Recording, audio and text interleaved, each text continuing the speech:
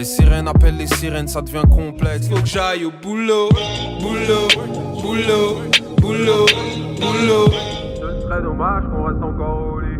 Paris est tellement joli aujourd'hui. On traîne en équipe, ma main.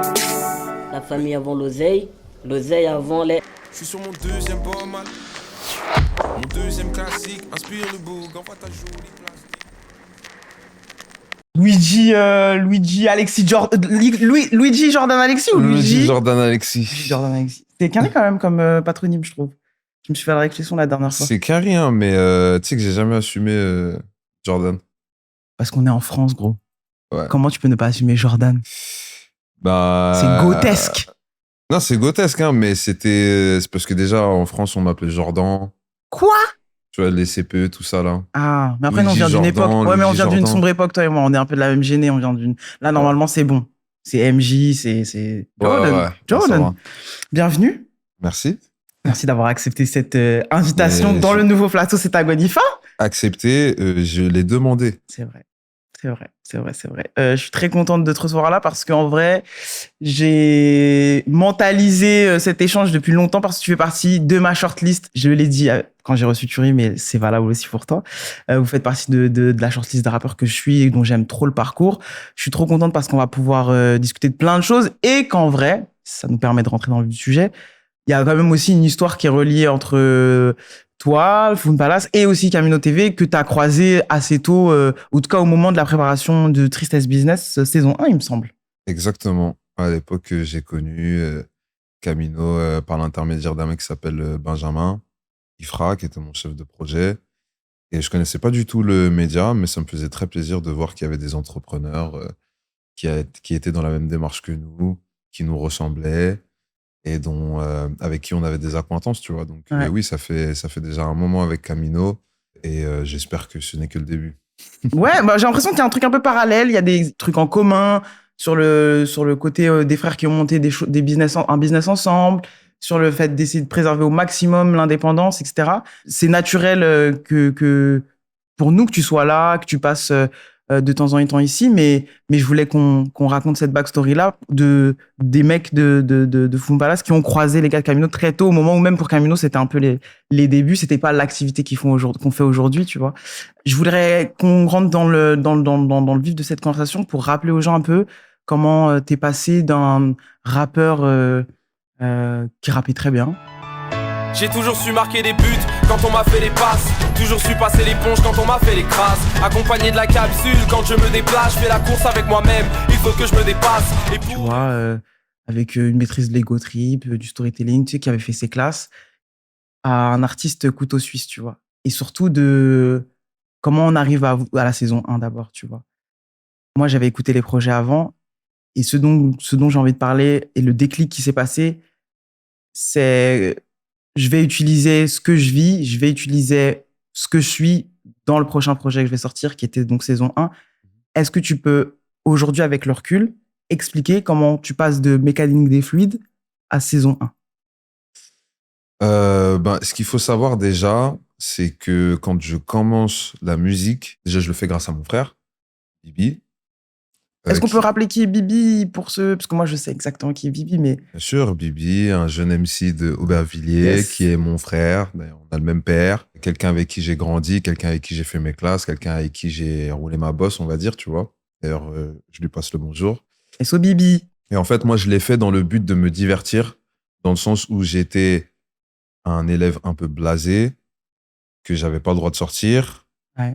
parce que j'avais une éducation et des parents assez stricts, et que j'étais un peu un geek. Genre, moi, j'étais plus jeux vidéo, petits livres, chair de poule, tout ça. Trop Et, bien. c'est pas mal, hein. Et en gros, ouais, voilà, la musique, c'était un nouvel arc, en gros, de ma vie où je pouvais me divertir et tout. Et quand j'ai commencé à prendre goût à la musique, Ouais. ce qui m'intéressait le plus, étant donné que j'écoutais pas mal de rap, c'était assez varié, mais j'écoutais surtout pas mal de rap, je voulais savoir si je pouvais rapper sur tout et n'importe quoi. C'était ça mon délire de l'époque. Et donc, du coup, je téléchargeais des prods de Ryan Leslie, de Kid Cudi, de Ray J, tu sais, c'était tellement divers et varié, Ouais. tu vois, de Usher et tout. Et l'un des premiers morceaux, d'ailleurs, que je sortais à l'époque, c'était sur Skyblog Music. C'était un morceau sur un piano-voix qui s'appelait En regardant le ciel. Ouais. Et à la fin, je dédicaçais toute ma classe. Bref, je faisais n'importe quoi, tu vois. Et avec le temps, j'ai remarqué que ce truc-là, il est resté. C'est-à-dire que même dans le choix de mes productions, j'essayais toujours pas d'innover ou d'y trouver mon compte, tu vois, que ça me fasse ressentir quelque chose. Et je pense que la raison pour laquelle on est arrivé à un moment donné à saison 1, c'est la rencontre avec Ryan. Parce que, en fait, il m'a redonné envie de faire du son, dans le sens où les prods qu'il m'envoyait, elles étaient tellement riches d'influences et de mélodies et proche des influences proches de ce que toi t'aimais aussi, peut-être, parce que t'es aussi un kiffeur de fou de rap. Enfin, t'écoutes du rap à fond. Ah oui, non, ouais, de fou. Et donc, j'ai l'impression que ça se rapprochait aussi un peu de ce que toi t'aimais et de ce que tu pouvais écouter. Ouais, bien sûr, bien sûr. Mais la première fois que j'ai écouté ces productions, si tu veux, il y a un instinct qui est revenu chez moi de on peut faire du vrai son là. Ouais. J'ouvre son mail à la base pour me foutre de sa gueule, puisque c'est un mail où je reçois plein de trucs pourris H24 et j'étais chez un pote à moi et je me dis il y a Ryan Bouchada, ah ouais, un rebeu qui fait des prods, bon on va écouter tout ça, et là j'écoute. Genius. Franchement j'étais par terre. Et en réalité oui, j'ai grandi avec le rap, j'ai toujours kiffé le rap et je trouve ça m'amuse beaucoup aujourd'hui que les gens pensent que j'ai pris un virage quand ils écoutent par exemple saison 0 ou même saison 1, parce que saison 1 je chante beaucoup plus. Ouais. Parce qu'en fait, ça fait juste partie de moi. C'est juste qu'à l'époque, pour un rappeur, chanter, c'était la honte et c'était soft, entre guillemets, tu vois. Ouais. C'était soit tu rappes, soit tu chantes, mais tu peux pas chanter parce que chanter, c'est pour les meufs ou tu dois ramener une meuf qui fait le refrain, tout ça, machin, c'est pas stylé. C'est pas un vrai mec qui chante, c'est pas un vrai rappeur qui peut chanter, tu vois. Il y a eu beaucoup cette narrative. En tout cas, nous, on appartient à une génération où il y avait encore un peu cette narrative. C'est beaucoup moins le cas, voire plus du tout. Ce qui est intéressant dans ce que tu dis, c'est que j'ai l'impression que peut-être que les gens se disent que tu as pris un virage à tort, mais c'est surtout que tu utilises l'un et l'autre pour différentes émotions. Quand on voit saison 1, pour moi, il y a presque une révélation de, en fait, je suis ce gars-là. Je suis cet artiste-là, en fait. Et c'est ça, en fait, qui est intéressant, c'est est-ce qu'il y a eu un déclic et quel a été ce déclic pour arriver à, 1, s'en foutre à ce point, 2, aller dans une écriture aussi personnelle. Bien sûr qu'il y a eu un déclic. En fait, quand je rencontre Ryan, le premier son qu'on fait, c'est Gisèle. Franchement, je l'écris en 10-15 minutes.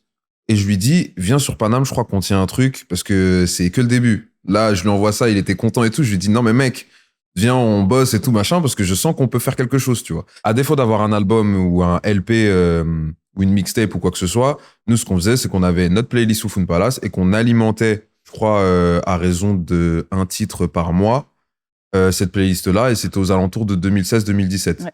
C'était juste après qu'on quitte Vagram. Complètement. Et qu'on lance le single, du coup, Foufoune Palace, qui a presque tout lancé. Ouais. Et je me suis beaucoup basé sur la structure de Foufoune Palace pour commencer à trouver la couleur de mon son. La famille avant l'oseille avant les salopes. La famille avant l'oseille avant les salopes. Tu sais, je commençais à me dire, mais les gens, ils ont kiffé ce son, mais pourquoi ? C'est un peu plus minimaliste. Je joue un peu plus avec ma voix. Il y a un peu moins de choses dans la prod, etc. Donc, du coup, tu sais quoi, je vais essayer de bosser autour de ça et de trouver vraiment mon truc. Et là où j'ai vraiment trouvé mon truc, je crois que c'était aux alentours de Marie-Jeanne, parce que là, j'ai commencé à chanter et Marie-Jeanne, ça a été encore plus un déclic que Foufoune Palace, artistiquement parlant. Pourquoi ? Parce que là, je commençais à toucher un autre public. Par exemple, c'est le morceau préféré de ma mère. Je suis toujours en bonne compagnie avec ma Marie-Jeanne. À contrario, Foufoune Palace, bon, je pense qu'elle peut s'en passer, tu vois. donc, à partir de Marie-Jeanne, Foufoune Palace et la playlist, là, on a commencé un peu à rentrer dans notre game à nous, à créer un peu notre son. Ouais. Et à un moment donné, je suis rentré dans une disette où je me disais, bon, là, j'ai plus d'inspi. Les gens attendent du son puisque je leur donne un son par mois, donc il va falloir que je leur donne quelque chose. Vas-y, tu sais quoi, je vais raconter le date que j'ai vécu la semaine dernière, puisque c'est le dernier truc que j'ai vécu et que j'aime bien la raclie et qu'il y a plein de trucs que j'ose pas lui dire. Tu vois, et là, ça a donné 2 âmes solitaires 1. Là, on parle de mon son le plus streamé à l'heure actuelle. Ouais. T'as tes propres codes, t'as ta propre mode, t'es tellement unique et ça c'est tout pour moi. Tu me conseilles des séries, tu me conseilles des films, mais je veux plus de conseils, je veux qu'on les mate ensemble, nous on jacte. Je pose le truc, je suis chez P Magnum. Je salue aussi d'ailleurs. SOP. J'écris le truc, je suis avec Ryan P et MNSD. Ouais. SO le Dino. SO le Dino. Et en gros, on enregistre le son, on l'écoute, On se regarde, ouais, c'est cool, et on passe à autre chose. Et on le sort comme ça, tu vois. Personne ne s'extasie, rien du tout. Et en fait, c'est la réaction des gens qui m'a fait phaser. J'avais jamais eu autant de... Bah déjà, en termes de stats, j'avais jamais fait ces stats-là. Il y avait même pas de clip, rien du tout. Je crois que ça avait fait 40 000 ou 50 000 vues le premier soir, tu vois. Des retours de fou. Et surtout, je me disais, putain, mais je comprends pas, parce que là, ils ont kiffé une petite histoire, genre un petit truc qui est de 2 minutes. Déjà, le premier réflexe que j'ai eu, c'est genre, ah bah je l'ai vu il y a 2 jours, donc je vais envoyer l'épisode 2, tu vois. Donc ce back-to-back, ça a créé quelque chose de phénoménal. Moi, derrière, j'ai trouvé un taf et je me suis dit, bon, pendant 1 an, je vais m'enfermer, je vais essayer de faire un album. Et en fait, ce qui s'est passé, c'est que les 3 premiers mois où je bossais à l'hôpital, donc du coup de nuit, j'étais atteint du syndrome de la feuille blanche, mais un truc de fou. Je me souviens. Et je me disais, mais attends, puisque là, il y a des gens qui pensent que je suis un artiste. Je vais pas revenir en 2019 avec une playlist. Ça y est, on a compris. Tu vois, ça fait 7 mois, 8 mois qu'on est dedans. Et à force de creuser, carrément, au bout d'un moment, j'ai cru que j'allais abandonner, tu vois. Je me dis, mais attends, mais je suis con parce que, en fait, là, j'ai raconté 2 épisodes d'un petit date claqué, mais j'ai même pas raconté la relation qui m'a fait le plus souffrir, mais en même temps qui m'a le plus appris, qui m'a le plus touché en termes positifs comme dans la négative. Et je me dis, mais si je raconte ça, je pense que c'est déjà un peu plus pertinent qu'un petit date, tu vois, parce que là, ça peut faire un LP. Et là, je commence à écrire vraiment tous les fondements de la relation, la rencontre, le truc et tout machin. Et c'est là que ça donne saison 1. Ouais. Et au bout de 7-8 tracks, d'ailleurs, Mo pourra te le dire, hein, j'ai prévenu personne. Je faisais écouter 0 son. Et la première fois que Mo est venu écouter les 7-8 premiers tracks, j'étais en stress. Et d'ailleurs, c'est ce qui a donné Néon Rouge Belle Chanson, c'est parce que j'avais que 6 tracks. Et je me suis dit, non, putain, 8 mois, 6 tracks, il va croire que je dors et tout. Faut absolument que je fasse un track pendant qu'il est dans le tram, tu vois. Et donc, du coup, je prends genre 2 prods, je les colle comme ça et tout, et je chante un truc d'instinct que j'avais écrit, mais vas-y, machin. Et ça a donné Néon Rouge Belle Chanson. Et c'est là que, tu vois, tout a démarré, parce que une fois que Mo a validé les 8 premiers tracks, il me disait, gros, c'est exceptionnel. Je sais pas si c'est du rap, du chant, du truc, mais c'est juste trop bien, tu vois. Et à ce moment-là, ça m'a donné le courage de terminer l'album en vrai, tu vois. Parfait. J'avais besoin de ce récit-là. Ouais. De comment est née cette première identité parmi celles qui va être... parce que tu vas en avoir plusieurs dans ta carrière, ça c'est certain, moi j'en suis sûr. En tout cas, saison 1, c'est ça. C'est le déclic de toi qui va sur une thématique qui est connectée au réel. C'était vraiment ce que tu avais vécu, tu vois. Et qui raconte ce triangle amoureux et qui donne du coup Tristesse Business saison 1, qui est un album qui a connu pour moi un succès en diesel. En diesel? En diesel. Ah oui, mais bien sûr. Tranquillement. Bien sûr. Je voulais qu'on revienne ensemble sur les différents moments, tu vois. J'ai l'impression que le début a été très calme. Très, très calme. Je crois qu'on fait 1150 ventes la première semaine. Je me fais tailler sur tous les blogs de rap. La musique, c'est dur. Le rap, c'est dur. Ah, il va falloir retrouver un travail et nanani et nanana. En plus, à l'époque, je disais encore tout ce qu'on se disait sur moi. Tu vois, puisque j'étais tout jeune dans le truc. Donc, je me disais, mais qu'est-ce que les gens en pensent, machin, etc. Tu vois. Mais en vrai de vrai, j'avais pas d'attente. Pourquoi? Parce que je me disais, je viens de nulle part. Ouais. Je suis pas sur la map. D'où la raison des Ah, tu te considérais pas sur la map, toi?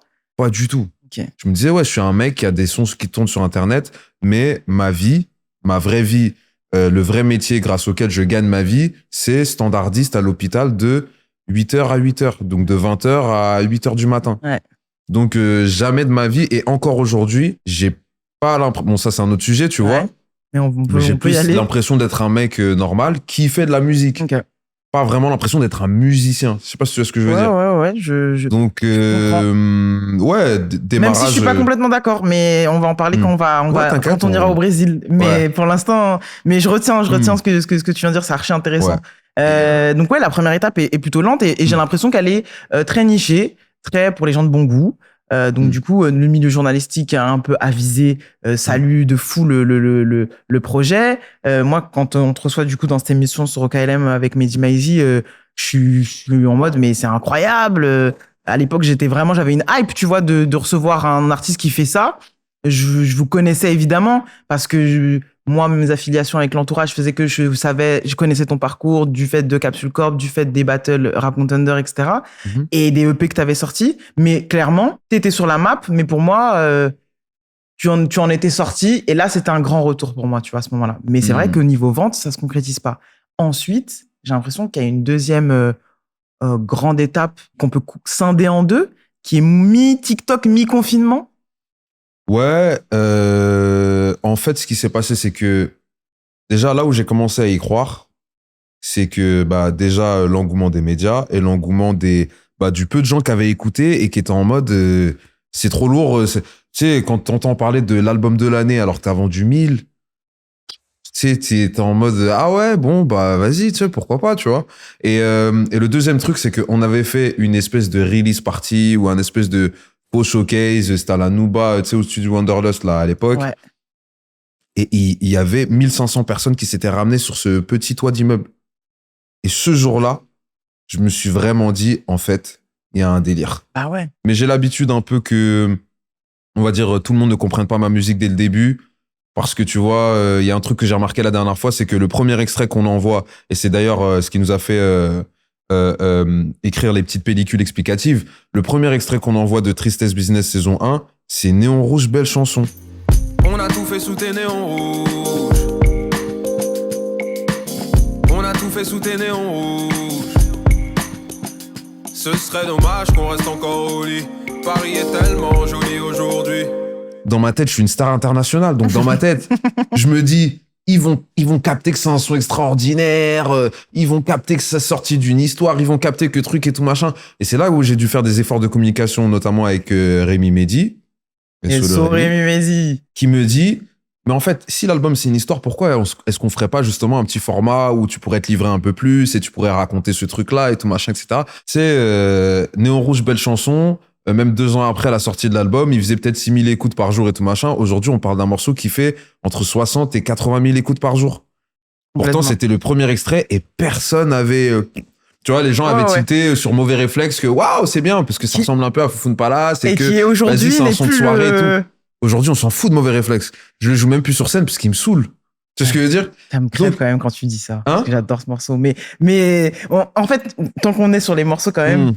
je trouve que c'est intéressant de voir à quel point il y a des morceaux, comme tu le dis, qui ont eu un démarrage compliqué, qui aujourd'hui font partie limite des top sons que les gens vont citer. C'est pour ça que je te parlais d'étapes quand on fait le micro-trottoir pour le Zénith et qu'on est aux abords de la salle et que les gars vont demander quand est-ce que vous avez découvert Luigi. C'est super intéressant de voir à quel point les morceaux que tu viens de citer, qui toi...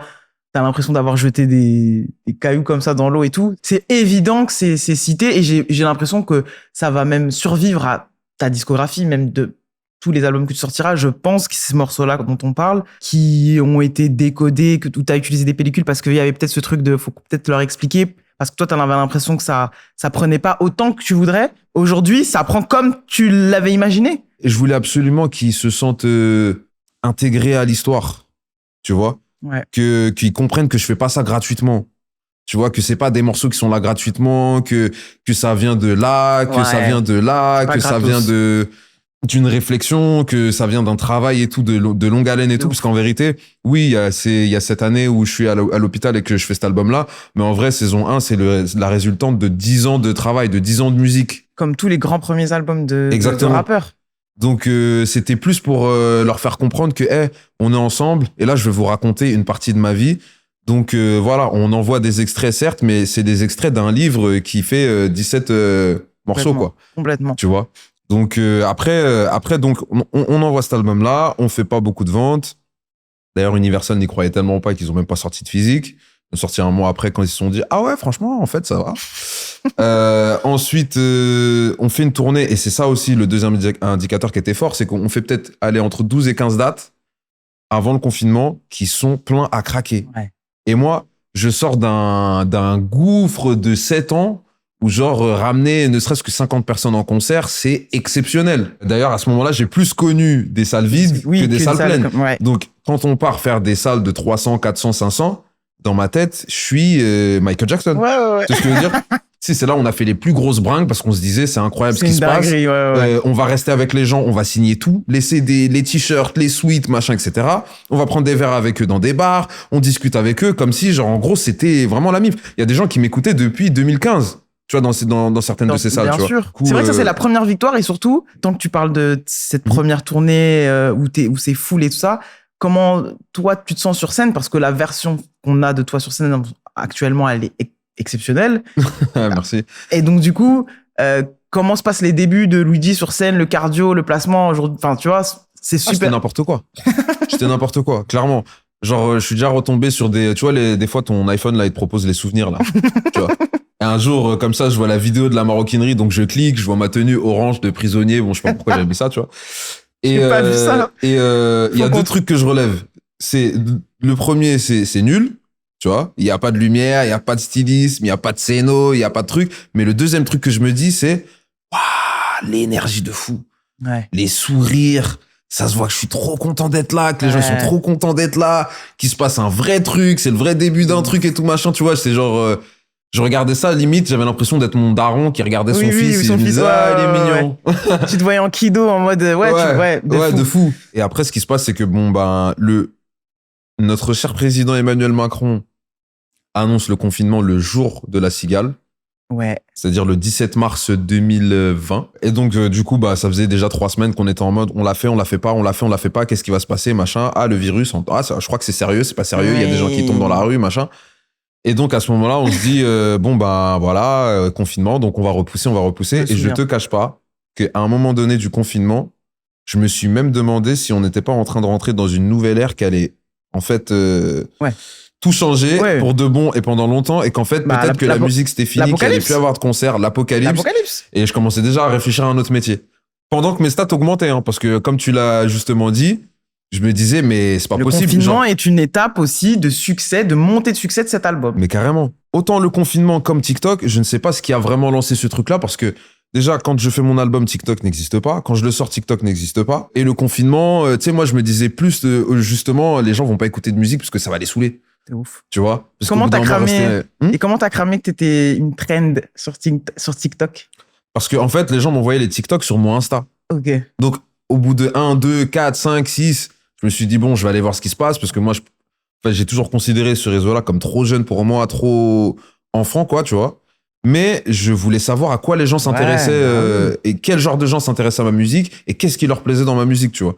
Et donc, je me suis vraiment pris d'amusement à aller voir sur TikTok, regarder, ah ouais, tel passage, tel truc et tout machin, etc. C'est ouf. Et je te cache pas qu'il y a un truc qui m'a fait tellement plaisir avec l'évolution. Ouais. C'est que au début, sur TikTok, c'était mes sons les plus instinctifs qui traînaient. C'est-à-dire, c'était Deux âmes solitaires 1, Deux âmes solitaires 2, c'était les dates, les trucs et tout machin. Gisèle, et avec le temps, aussi. voilà, Gisèle à un moment donné et Ouais. tout. Et en fait, avec le temps, ce qui m'a vraiment fait plaisir, c'est que les gens ont commencé à se diriger vers des morceaux un peu plus adultes, qui étaient axés sur moins de relations, mais plus de relations avec moi-même, tu vois, avec nous-mêmes, quoi. Et quand il y a eu la trend de belles chansons, du coup, de Laisse, il va pas revenir il va devenir ce qu'il a rêvé d'être. Ouais, j'ai oublié mes paroles. Ça, à ce moment-là, ça m'a touché et ça m'a donné aussi beaucoup de cartes et beaucoup d'assurance de pouvoir parler d'autres choses dans un album futur. Super intéressant. Ça. Tu vois, parce que je me suis dit, ah ok, ils sont prêts. Finalement, je suis pas dans cette case-là dans laquelle tout le monde me met, parce que c'est la seule musique qu'ils ont là de disponible, quoi. Mais ce qui est intéressant, moi, je pense que c'est la façon dont c'est universel. La façon dont on s'approprie. Parce que moi, ce que je trouve fascinant sur TikTok, moi aussi, je trouve que c'est un réseau social sur lequel moi, peux me retrouver. Et je pense que c'est par rapport à l'âge. Mais la façon dont ils isolent la phrase, et cette phrase, comment elle devient genre un truc qui relate par rapport à la vie de plein de gens, genre rêver de ce qu'il a devenu. Enfin, tu vois, je suis devenu celui qu'il a rêvé d'être. En vrai, ça peut venir vouloir dire plein de choses. Et pour chacun de nous. Tu vois, on peut l'interpréter de différentes manières. Et c'est ça qui est intéressant dans la façon dont cet album, qui à la base, comme on l'a dit au début, est un album de niche, genre c'est les connaisseurs, etc., devient un truc où genre les gens, ils arrivent à piocher une partie de ce que tu racontes et à les streamer, parce que je pense qu'il y a une conversion. Il y a vraiment des gens, du coup... Ouais. Tu vois? Ah ouais, laisse tomber. Carrément, ça nous fait vivre, quoi. Tu vois? C'est un des éléments qui nous a fait vivre. Pas TikTok directement. Ouais. Mais ce que je veux dire, c'est un levier, quoi. Oui, c'est un levier. Pourquoi? Parce que, au final, il y a 2 ou 3 morceaux parmi mes morceaux les plus streamés qui font partie de mon catalogue indépendant, qui nous appartient à 100%. Donc du coup, c'est des droits qui nous reviennent intégralement. Donc ça nous a fait des salaires, ça nous a fait créer une structure, ça nous a fait des bureaux, ça nous a fait du nouveau merch. Tu vois, là, quand les gens ils sont contents de la qualité du merch, etc. Mais c'est parce qu'en fait, ces morceaux-là nous font vivre, clairement. Tu vois. Donc pour toutes ces raisons-là qui sont certes annexes, j'étais content de voir ça. Mais après, Et ça t'a permis de débloquer ce truc de « Ah, si vous prenez cette phrase-là, ou cette énergie-là, ou ce thème-là, yallah. » Exactement. Il y avait ça et il y avait Palace Mafia. Ouais. À un moment donné, tu vois. J'avais déjà l'étincelle dans mon cerveau de devoir aborder les sujets que j'aborde dans saison 0. Mais ce truc-là, ça a juste mis le feu aux poudres et je me suis dit, bon, je vais y aller. Et c'est ça que j'ai envie de raconter. Et je pense que moi, je suis prêt à le faire. Et le fait de savoir qu'il y a des gens qui le captent déjà dans la musique que j'ai sortie avant, c'est pour moi le signal le plus probant, quoi. Et de ce que tu veux de base, c'est-à-dire accompagner les gens qui vieillissent avec les albums, etc., que ça reste. Ouais, bien sûr. Tu vois. Et juste parenthèse, parce que j'y pensais, on est en train de parler de TikTok, t'as quand même une expression qui tombait dans le domaine public. Tu l'as pas souvent revendiqué, mais vive pour les caméras, gros. Ah, ouais. Ouais, mais bon, je suis content. Quand les gens, franchement, je suis content. Je me dis, vas-y, d'une manière ou d'une autre, je fais partie de la culture. Ah, mais de fou! Mais et c'est un truc que je t'ai jamais vu revendiquer cette paternité ou faire une vanne sur les réseaux sur le fait que tous les kids disent ça. Tu vois, genre, ça vive pour les caméras, c'est vraiment genre... Je pense que le message est plus intéressant que le messager. Ma foi. C'est super intéressant comment cet album qui est sans concession, avec le cœur et avec genre l'envie de pas ressembler à autre chose, ait pu atteindre ce niveau de pop culture, entre guillemets, tu vois. Ce truc où il y a des expressions qu'on retient. Gisèle, du coup, on a le vivre pour les caméras, on a TikTok, évidemment. Tout en, nous, on le stream toujours, cet album. Moi, je sais que je vais vieillir avec. Ici, on aime trop ce projet. Je parle juste 30 secondes de Boscolo, qui pour moi est une extension. Pas forcément des bonus, mais comme un truc que tu voulais peut-être ajouter à saison 1. Ce que j'ai kiffé avec Boscolo et Cédra, c'est la capacité qu'on a eue avec les gars de s'isoler quelque part. Donc, on a loué une maison au Portugal. C'était dans le sud du Portugal, à Algarve. Et de se dire, on part là-bas, on fait du son, puis si c'est du son bien, bon, on le sort. C'était juste une démarche comme ça. Et je pense que naturellement, vu qu'on était dans l'ère Tristesse Business, la thématique m'est venue naturellement. Et puis en plus, j'avais connu quelqu'un d'autre, du coup. Ouais, je me souviens. C'était ça la narrative. Et c'était la dernière histoire que j'avais vécue. Et j'étais en plein dedans. Donc du coup, j'étais pas encore sorti de mon pattern artistique. Je me disais juste, bon, là, il y a des nouveaux sons. Il y a aussi un truc. C'est que le fait d'avoir fait un morceau comme Le Rouge a débloqué beaucoup de choses dans ma tête. Parce que ça faisait très, très longtemps que je voulais être capable de faire quelque chose comme ça. Est-ce que tu te souviens de nous quand on dansait au milieu du rouge, quand on paraissait si loin de tout. Vocalement. Voilà. Et encore une fois, ça c'est quelque chose. Bon voilà, on l'a proposé à Colors. Ça s'est bien passé, les gens l'ont bien aimé, mais il a pris sa juste valeur avec le temps. Ouais, c'est intéressant parce que pour moi, Boscolo, c'est évidemment une sorte d'extension, mais on est quand même on débloque un perso qui n'est pas totalement dans Tristesse Business saison 1 parce que, comme je le disais, Tristesse Business saison 1 est une petite pièce de théâtre, un triangle amoureux où tu es pris entre deux sirènes, entre guillemets. Et Boscolo, on est dans une énergie beaucoup plus en dominance. C'est-à-dire que pour moi, t'arrives plus en je mets bien des guillemets, attention. Je suis un bouc toxique, je le sais. Mauvaise nouvelle, pour moi, c'est ça, tu vois. Ouais, c'est pas faux. C'est pas faux. Mais après, il y a un truc aussi que je reconnais, et c'est la raison pour laquelle je suis content que ce projet existe et qu'il a une vraie raison d'être, c'est que je commence à me questionner sur le pourquoi. Et ça arrive sur le morceau éponyme à la fin de Boscolo et Cédra, où j'en ai limite marre d'être moi, en fait. Tu vois, de cette case-là et tout. Et c'est pour ça que, en réalité, quand j'ai commencé à évoquer, ou en tout cas quand les gens ont commencé à évoquer le fait que j'allais revenir, qu'il y avait de la nouvelle musique qui se préparait, que c'était dans les tuyaux, que peut-être ça allait être annoncé au Zénith, que truc et tout machin, bref, qu'il y avait la patate qui arrivait, tu vois. Ouais. Le fait de voir qu'il y a des gens qui tweetaient des trucs du style je vais pouvoir rappeler mon ex, Ouais. je vais pouvoir faire ça, faire ci, tu sais, dans ma tête, j'étais en mode, Ouais, c'était ça y est. tu vois, genre vivement que ça sorte et qu'en fait, on se rende compte que c'est pas du tout dans ce sujet-là. Parce que je me dis, j'ai conscience que ça peut me définir auprès de certaines personnes, mais au bout d'un moment, il faut évoluer, tu vois. Mais j'ai l'impression que même c'est lié. C'est-à-dire que moi, je me souviens avoir fait pendant le confinement, je m'ennuyais beaucoup. Pendant que toi, tu te questionnais, que tu avais posé des vraies questions existentielles. Moi, je faisais des top 5 des meilleurs rappeurs book toxiques. Et tu es arrivé deuxième, Luigi. Mais sur la base du corpus de texte, messieurs, dames. Pas la vraie vie. Genre le corpus de texte. C'est-à-dire ce que tu donnes textuellement. Celui qui excellait le mieux dans l'énergie de je suis néfaste. Et je trouvais, mauvaise nouvelle, un incroyable opening de projet pour dire j'arrive. Je suis là. Eh oh, c'est moi. Yeah, the toxic boy is coming back. C'est ça. Tu vois, comme Futur est numéro 1, inégalé, il sera toujours le roi là-dedans aussi, tu vois. C'est vraiment en bienveillance artistique que je dis ça et pour analyser, tu vois. C'est pas, ouais, lui, genre, je le qualifie pas humainement, la personne, quand je fais ce top 5, mais bref, je m'étais amusé à faire ça. Je me posais la question de comment t'allais pouvoir envisager la suite, parce que ça, en vrai, quand tu l'as raconté une fois, j'ai l'impression qu'on peut pas le raconter 25 fois. Enfin, tu vois, en plus, surtout, toi, t'es dans la photographie, c'est des moments, c'est toi à un moment dans une relation avec quelqu'un, et c'est là que ça va nous faire basculer sur l'après, tu vois. C'est quand on a raconté ça, comment on envisage un album 2? Bah, en réalité, je peux raconter la même chose, mais je ne veux pas raconter la même chose. Moi qui suis très observateur, je regarde beaucoup ce qui se fait à droite, à gauche, avant, après, dans les années précédentes, dans les années actuelles, etc.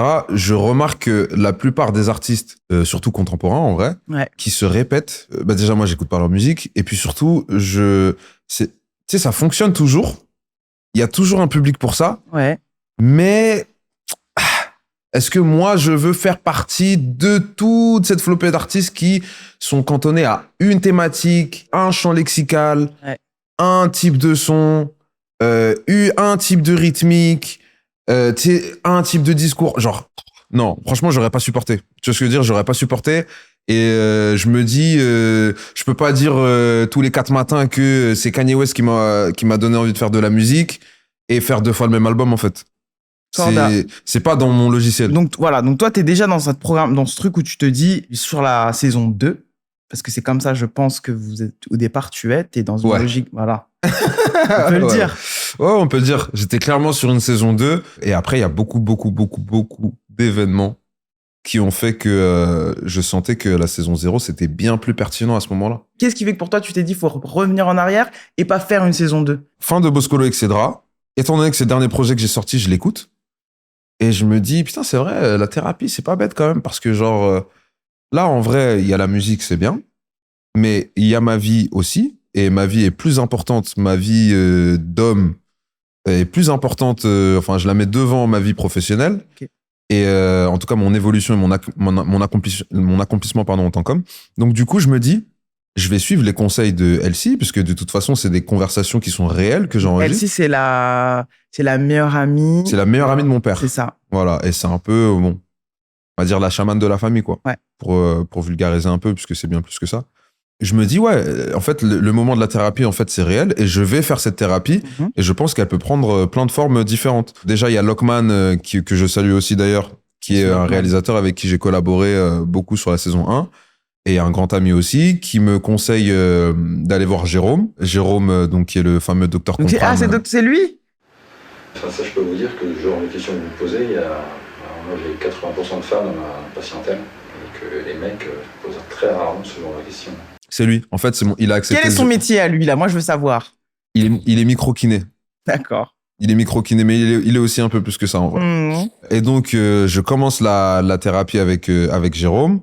Donc, en gros, c'est un mec qui va, selon ta flexibilité ou pas, et si tu te décides de te livrer à lui ou pas, qui va trouver des points de tension qui correspondent au traumatisme que tu as pu vivre tout au long de ta vie, qu'il soit plus ou moins récent ou pas. Et c'est fou à quel point il est très, très, très efficace dedans. Et d'ailleurs, Lockman me l'avait conseillé parce qu'il me disait, dans l'écriture de ton prochain album, je pense que ça peut t'aider. Donc, il y a eu 3 secondes, excuse-moi. Est-ce que cette réflexion-là, est-ce que t'as une vie de tournée parallèlement ou c'est parce que il y a aussi le fait que t'as tourné pendant longtemps. Oui. Et j'essaye de voir comment. Il y a beaucoup de choses à dire en fait. Bah ouais.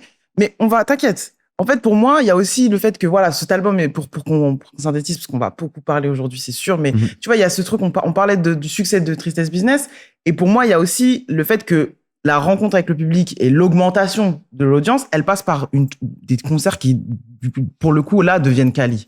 On parlait tout à l'heure de la maroquinerie où t'es habillé en prisonnier, tout ça. Après, c'est plus ça. Après, les dates, la rencontre avec le public. Donc, la réflexion de la saison 2, toi qui veux essayer de prendre soin de ta santé mentale, et ces dates-là, comment ça se passe tout ça, là, tout ce suivi? T'inquiète, je vais te faire une pirouette, je suis spécialiste dedans.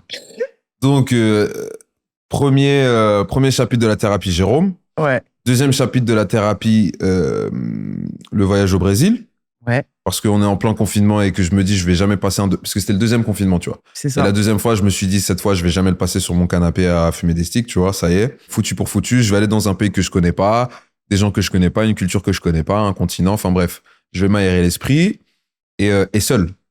Parce qu'à la base, je devais y aller avec une amie qui a chopé le Covid 3 jours avant. Et au final, je me retrouve à faire ce voyage-là seul. Et c'est ce qui a changé du tout au tout ma vision de moi-même et aussi de ce que je pouvais proposer à l'avenir, tu vois. Et la saison 0, comment est-ce que c'est venu? Pendant que je faisais la tournée Tristesse Business, que les salles étaient blindées et que je commençais à rôder mon show à la perfection, c'est le fait de maîtriser ce show-là qui m'a fait rentrer dans une réflexion double pendant les shows, pendant que je chantais devant les gens. En fait, je regardais les gens. Ouais. Tu vois? Ok. Je regardais les gens, je les fixais comme ça et tu sais, à chaque ville, je conscientisais le truc. Genre, ah ok, ici c'est plus jeune, ici c'est plus vieux, ah ici c'est un peu plus cosmopolite, c'est un peu plus mélangé, ah ici c'est un peu plus caucasien, c'est un peu plus la France profonde, ah ici... Et la constante, c'était que il y avait tout le temps des gens, tu vois. Donc, à un moment donné, je commence à me dire, putain, je suis dans une ville, je sais pas, moi je suis à Annecy, et je vois un petit Renoir, deux petits Renois, trois petits Renois, je me dis, ah ouais, mais... c'est fou parce que ces petits-là, je suis quasiment sûr qu'on a traversé la même chose, que leurs parents ont traversé la même chose, et c'est juste en fait les noms de villes qui changent. Et à ce moment-là, j'ai commencé à me dire, mais comment ces petits, ils viennent me voir en concert et ils s'extasient devant moi alors que je leur ai raconté peut-être 10% de mon histoire. Là, ils savent juste qu'à un moment donné, bon, dans la vingtaine, j'étais dans mon triangle amoureux, tout machin, etc. Mais si ils savaient vraiment par quoi je suis passé, je pense qu'on serait encore plus proches parce que le risque d'une saison 2, et c'est là où je viens à la saison 0, c'est le risque d'une saison 2, c'est que en réalité, la saison 2, je sais déjà ce que je vais raconter, mais la saison 2, je vis une vie aujourd'hui à l'instant T qui n'a rien à voir avec ma vie d'avant. Et je suis en train de raconter une story à tous ces gens qui viennent me voir qui n'est que 15% de la story. Mais je n'ai jamais raconté les fondements et le pourquoi je me suis retrouvé entre ces deux sirènes. Exactement. J'ai commencé à me dire, mais en fait, est-ce que je devrais pas déjà raconter mon histoire? Est-ce que je devrais pas raconter aux gens d'où je viens, d'où je parle, quelle est la manière dont j'ai été éduqué, dans quelle ville est-ce que je me suis retrouvé, dans quel contexte est-ce que j'ai évolué? Tous ces trucs-là, c'est pas la saison 2, en fait. C'est le flashback, c'est le prequel. Exactement. Donc, la saison 2, on a fait des morceaux pour la saison 2. J'ai toujours, tu vois, cette flamme où je me dis, je vais vider mon sac comme jamais, parce que la saison 1, j'ai déjà assez vidé mon sac et j'aborde des thématiques sur certains morceaux, notamment 3 ans, où je suis pas encore allé au bout du potentiel de ce genre de sujet.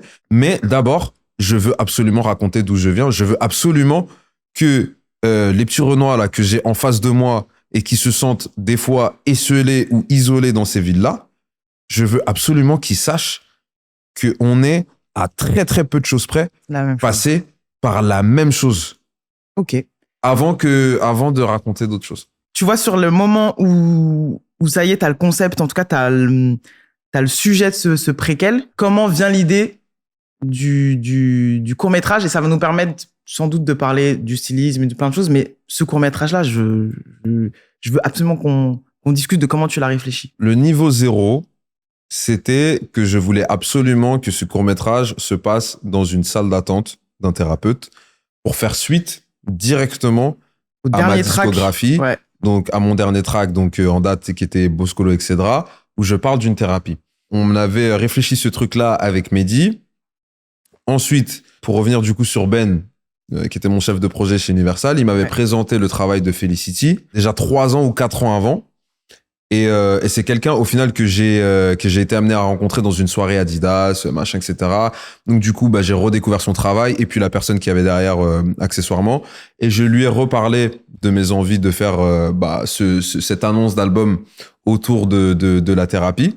Là où, en fait, ça a hyper bien fusionné, c'est que elle a amené la dimension fantastique et la dimension de direction artistique dont j'avais besoin parce que j'avais juste le serpent et la thérapie. Okay. Et la caducée. Tu vois, je m'inspirais de la caducée de la pharmacie. De la pharmacie, c'est ça. Donc voilà. Et après, comment on en est arrivé à ce court-métrage-là, je savais que je voulais absolument pas de clip. Que je voulais que les gens découvrent la musique telle qu'elle est dès le début. Donc que je voulais absolument pas de clip. Par contre, je voulais taper, en tout cas au niveau de mon public, dans l'émotion. C'est-à-dire que la personne qui vient sonner au cabinet, c'est ma vraie ex, qui dit le Foufoune Palace bonjour. Ouais, c'est elle. La personne avec les tresses blondes, c'est la sirène qu'on retrouve sur la pochette de la saison 1. La dame âgée qui est dans ce court-métrage-là, c'est Elsie, donc qui est la fameuse meilleure amie de mon père. Et moi, la raison pour laquelle je suis trempé, c'est qu'en fait, je sors de cet univers marin. Là-dessus, on est bon. Donc là-dessus, on est bon. En tout cas, je décodide pas autant les. Je me doute pas. Enfin, je vous reconnais les personnages principaux de la pièce de théâtre que j'ai regardée 4 ans avant. Voilà. Moi, c'est plus sur le positionnement esthétique où j'ai été déstabilisé en le visionnant pendant le Zénith. Parce que du coup, moi, je le visionne au Zénith, où en fait, je reconnais les personnages d'une série. La salle de la thérapie, donc la santé, le fait d'aller mieux, etc. Je vois ça. Les personnages dont tu viens de parler. Mais l'esthétique que moi, je m'étais faite, et c'est pour ça que on a le droit de changer, on a le droit d'aller vers autre chose, mais je veux quand même donner mon avis. Bien sûr. Pour moi, sur saison 1, il y a un truc très rétro-futuriste, très chaud aussi, dans les couleurs. Ne serait-ce que quand tu prends le t-shirt de merch que vous avez fait de Tristesse Business avec la pochette que vous avez refait, mais qu'avec des formes comme ça, un peu rondes, très vintage, très années 70. Moi, j'en parlais souvent à l'époque déjà de la sortie du projet, ça me faisait penser beaucoup à Heure. Toute l'énergie Foufoune Palace, même au global, je pense au film Heure, qui frappe les Arations d'ailleurs, parce que je crois que c'est un de ses top films aussi. Du coup, quand t'arrives avec cette esthétique beaucoup plus froide, vert, plus science-fiction, je suis d'accord avec le fond, mais je comprends pas la forme. Je comprends pas pourquoi vous allez là-bas. Parce qu'en fait, ce n'est que le premier visuel. C'est-à-dire que je peux pas spoil. C'est ce que je veux dire. Je peux pas spoil parce que on travaille sur une peinture qui est très grande. À la télé. Et en fait, pour l'instant, on a ouvert le cadre ici, tu vois. Et après, big picture. Voilà, exactement. Mais on va dire que c'est le premier visuel d'une série de visuels. Là où on rentre dans la science-fiction, etc., c'est parce qu'en vrai, c'est en rapport avec la pochette, parce que quand j'étais enfant, il y a plein de rêves que j'ai voulu accomplir. Et l'un des premiers que j'avais en grandissant, c'était, tu vois, Michael Jackson quand il se transforme en loup-garou. Oui. Ça, c'est un truc qui m'avait tellement marqué. Ça m'avait fait peur, mais ça m'intriguait, mais ça me fascinait en même temps, etc. Et je m'étais dit, avec cet élément du serpent, qui va être l'élément vraiment le main, tu vois, le main élément, si on peut dire, de cette DA-là, je me disais, là, on peut rentrer dans quelque chose d'un peu plus spectaculaire. Et ça, c'est quelque chose que j'ai toujours eu envie de faire en étant gosse, c'est d'avoir au moins un visuel, si jamais, maintenant je suis dans l'entertainment puisque je suis dans la musique, d'avoir quelque chose d'impressionnant et qui, moi, me fasse kiffer avec quand je regarde. Avec des grandes ambitions. Exactement. Avec Pourquoi ? Parce que je me disais, bon, là, je préfère m'offrir 6 minutes de cinéma où je vais reprendre tous les classiques avec lesquels j'ai grandi, donc Marvel, Tim Burton. C'est complètement ça, gros. Il y a plein de choses. Voilà, Marvel, Tim Burton, Jack Sparrow, Pirates des Caraïbes, enfin tout ça, quoi, tu vois. Et l'adapter à ma direction artistique à moi, en ne racontant pas tout, parce que sur le premier visuel, justement, c'est ce que je te disais, c'est un close-up d'une Donc c'est partie. normal qu'on comprenne pas tout. Bien sûr. Mais il y a aussi ce délire de ma musique, j'ai toujours voulu qu'elle soit synchronisée au cinéma.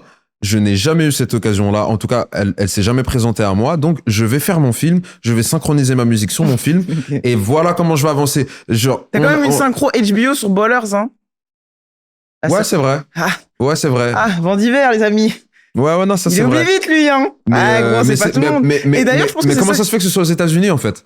Tu sais ce que je veux dire? Parce que Je c'est chante trop en français. Je veux dire, je vais jamais cracher dessus. Je suis content, tu vois, que ça s'exporte et tout. Même, on fait des tournées internationales aujourd'hui et je kiffe. Mais je me dis, on est dans un pays où quand même, on a une culture assez avancée De de ouf. la musique, du Complètement. cinéma. Je chante en français, je m'exporte. Donc, du coup, comment ça se fait que mon son soit pas... Et j'en suis même plus à me poser la question de comment ça se fait. Oui, oui, oui. Je vais faire mon film et je vais le synchroniser, en fait. C'est aussi simple que ça. Donc, si on est dans un album mode et que tu sais à quoi ça va ressembler et que tu sais que ça y est, en fait, en termes de timeline, c'est de ça dont on va parler. Quand Ouais. tu reviens de ce voyage pendant le 2e confinement, tu reviens du Brésil, comment tu te sens et qu'est-ce qui s'est passé? Qu'est-ce qui a été déclenché pendant ce voyage pour que tu reviennes et que tu ne parles que du Brésil?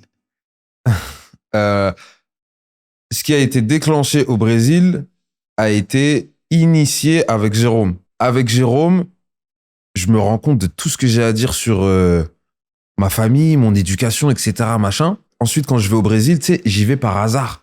C'est-à-dire que c'est cette meuf-là qui m'a proposé d'y aller, qui est tombée malade. Moi, au final, je me retrouve dans un pays qui est factuellement la plus grande terre noire au-delà de l'Afrique. Complètement. Donc, du coup, je me dis, mais qu'est-ce qui se passe en fait? Je suis dans un pays dans lequel Avec je la suis. diaspora la plus... Exactement, c'est la diaspora la plus grande après l'Afrique. riche, diverse, de ouf. Ouais, voilà, c'est ça. Donc, j'arrive dans un pays où je commence à monter dans les favelas, dans un endroit qui est craint par 99% des gens sur cette planète. Et je vois des gens qui me ressemblent comme deux gouttes d'eau, qui mangent la même chose que je mange chez moi depuis que je suis tout petit. J'arrive à Bahia, je suis littéralement en Haïti, parce que c'est la même histoire, c'est le même street art, c'est la même culture.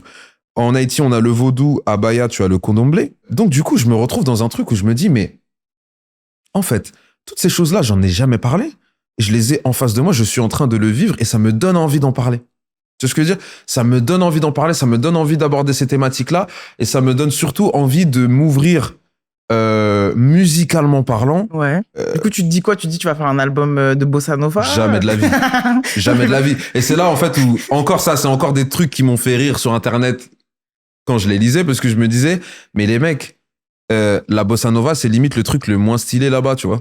Oui, Donc, moi j'ai dit bossa nova parce que je suis une moldue qui pense qu'à la bossa nova à la bossa quand je pense au Brésil, mais dans l'idée, ma question, là je taquinais, c'était, et c'est ce que je te dis d'ailleurs que quand je te croise à l'écoute du projet de Turi, c'est que quand moi je vois les stories au Brésil, je me dis, ah, est-ce que ça va être la bande sonore? Est-ce que c'est ça, tu vois? Je me préoccupe pas encore tout de suite de ce que tu vas raconter. c'est ma BO spirituelle, le Brésil. C'est pas ma BO musicale. C'est ma BO spirituelle. Parce que dans les rythmes vaudous, t'as une intensité que tu ne peux pas retrouver dans d'autres rythmes. Tu vois? Et donc, pour faire véhiculer certains messages, la bossa nova, c'est cool, mais c'est champêtre. Tu sais ce que je veux dire? C'est champêtre. Moi, je suis plus dans le champêtre. Tu vois, quand t'écoutes les drops de Téléfoot ou même le drop de Complètement. Alexis. Non, après moi on n'est pas, bah oui, on n'est T'as pas capté? là-bas, on n'est pas là-bas, c'est sûr. Tant qu'on est là, on est sur l'album, on va y rester. T'ouvres l'album quand même en parlant tout de suite de mal-être, tu vois. Genre, j'aime pas mes cheveux, j'aime pas ma tête, j'aime pas ma couleur, tu vois. Pourquoi commencer l'album de cette manière-là? Bah, tu vois, par exemple, si on reprend le cas de figure du voyage au Brésil, c'est la première fois que quand j'appréhende vis-à-vis d'une situation, qu'on me dit non, mais c'est dangereux pas pour les gens comme toi.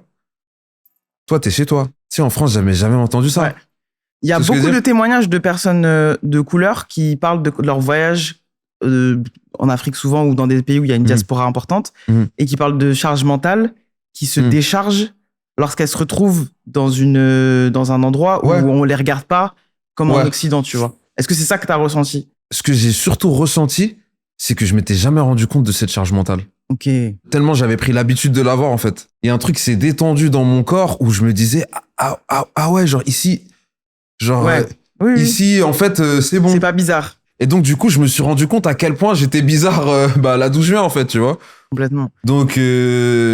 Donc du coup, encore une fois, ça a débloqué des cases dans ma tête. Je me suis dit, tiens, c'est marrant, j'en ai jamais parlé de ce truc-là. Mais parce qu'il fallait que déjà je m'en rende compte, en fait, tout simplement. Et c'est pour ça que, d'une certaine manière, ce voyage-là m'a ouvert l'esprit. J'arrive à Rio, je découvre ce truc-là. À São Paulo, ce qui s'est passé, c'est qu'en fait, au bout du 7e jour, j'arrive dans un hôtel...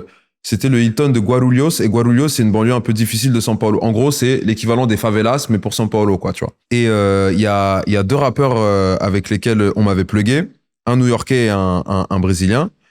Chiba Et putain, j'ai oublié le nom du deuxième. Igor, voilà. Igor et Chiba. Je t'ai souvenu. Igor et Chiba et qui viennent me voir à l'hôtel. C'est deux Renois avec des locks détresse. On monte dans la chambre.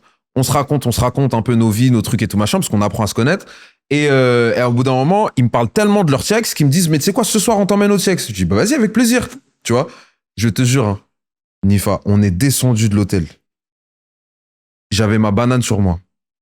Je leur demande si là où on va, je risque rien parce que j'ai mes affaires sur moi et moi, je suis tout seul en voyage. Donc si je perds ça, je suis fini en fait. Ouais. Ils me disent, non, ici t'es avec nous, ici c'est chez nous. Les seuls que t'as à craindre quand t'es avec nous, c'est les keufs.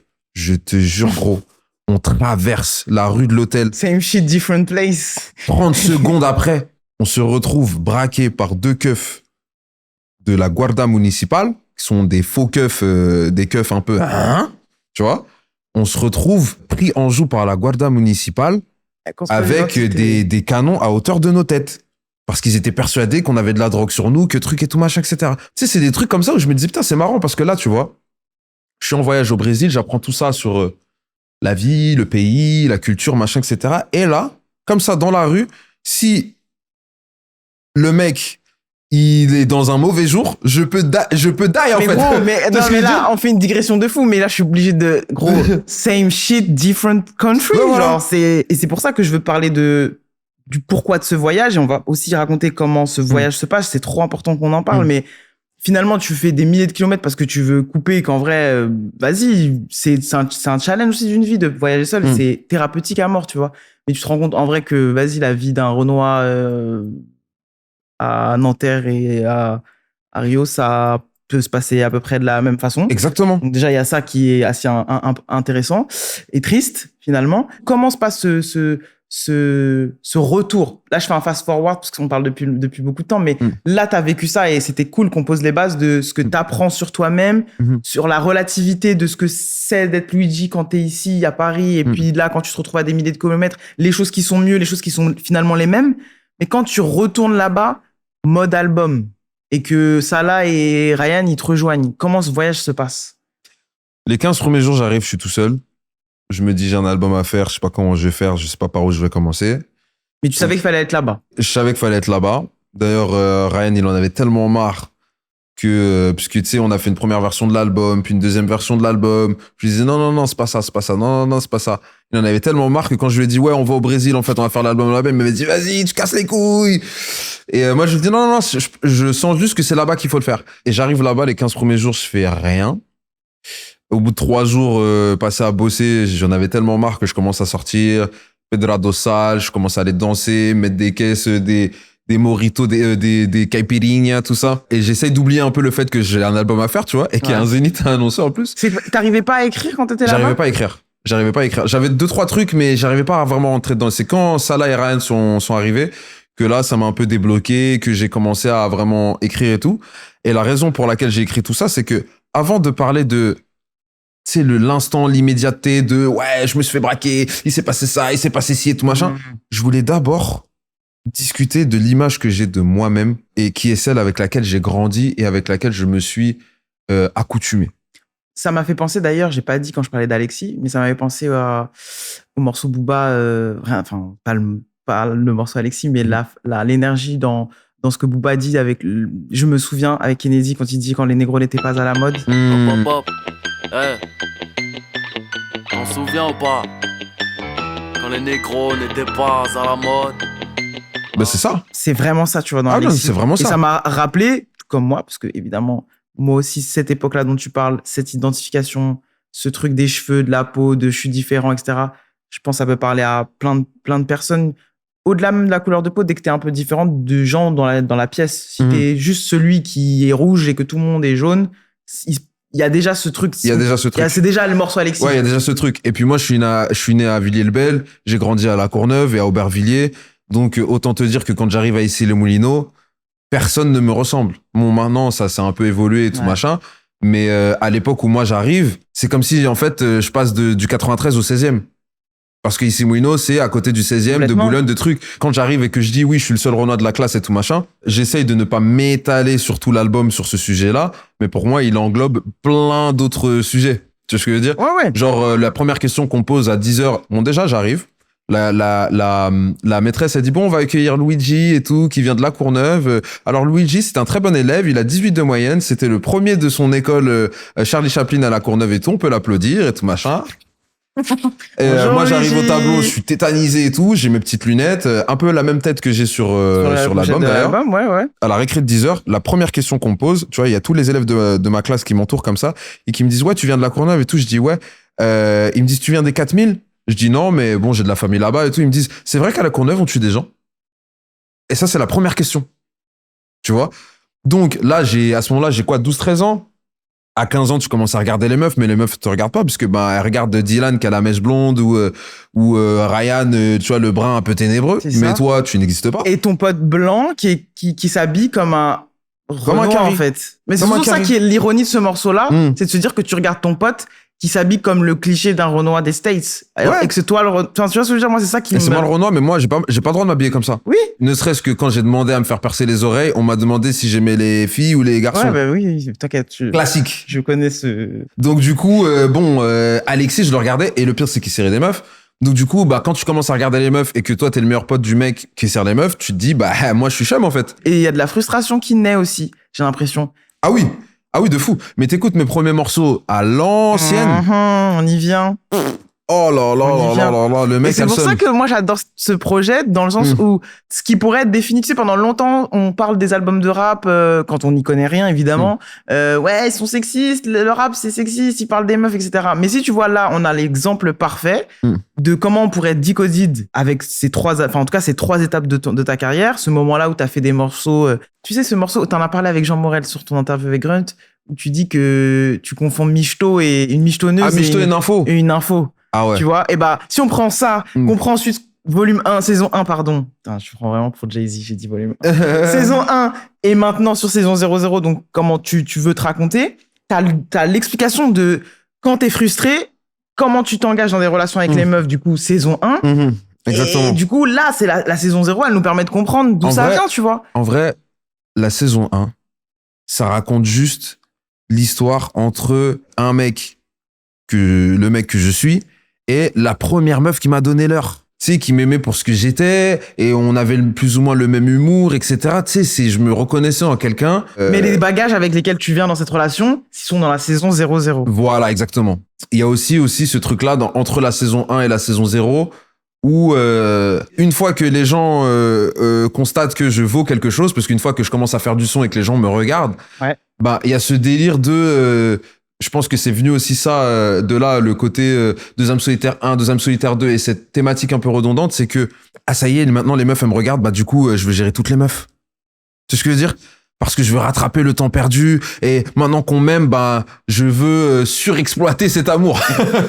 Récit C'est ce que je veux universel, beaucoup de gens qui... Je veux surexploiter cet amour, ouf. je veux qu'on m'aime encore plus, et je veux profiter jusqu'au dernier centilitre de l'attention et de l'amour qu'on veut me porter, tu vois. De ouf. Alors que on se retrouve dans Reste en vie dans la saison 0, où je dis n'oublie jamais ta mission pour un peu d'amour, un peu d'attention. N'oublie jamais ta mission. Pour un peu d'amour, un peu d'attention. Surtout si tu ne vis pas encore du son ou de ta passion.